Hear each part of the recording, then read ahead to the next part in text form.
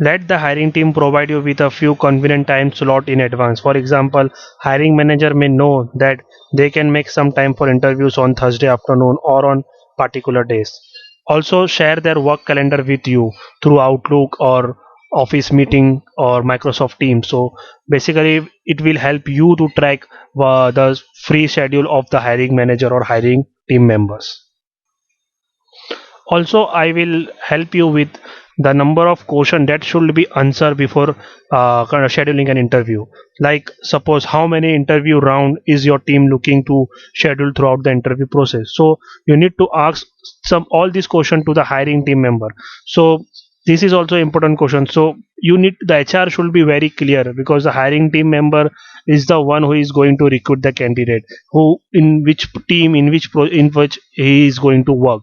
So the HR responsibility is just to schedule an interview, but the rest is on hiring team.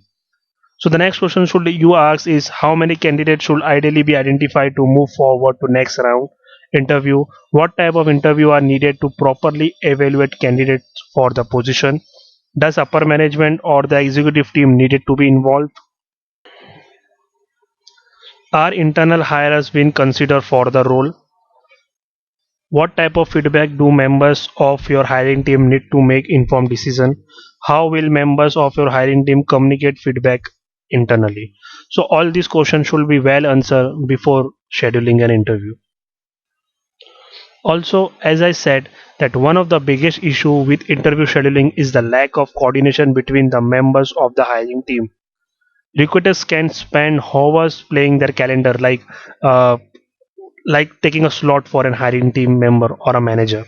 So whether a manager is available, whether a team member is available, because in a technical interview there are many rounds.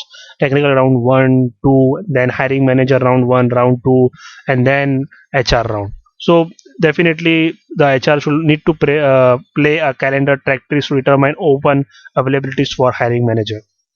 Basically they are often busy with other tasks or responsibility outside of the hiring process, so they give more priority to the tasks they are working on instead of giving a priority to the hiring process. So it is better instead of avoiding the risks of scheduling conflicts, make sure you set some standards for each member of your hiring team. Ask your hiring manager to designate some time slot or specific days devoted specifically for interviewing the candidates. Give your hiring manager regular updates on the status of the interview process and how many candidates have moved through the next round. Use a round robin interview process where different member of the team perform one-on-one interview on a rotating basis. So that is a good practice, like round robin. Like if you have four team members, so they can conduct interview for four applicants. So this is a best way. Instead of only one team member is conducting taking four applicants, it is better to go with a round robin.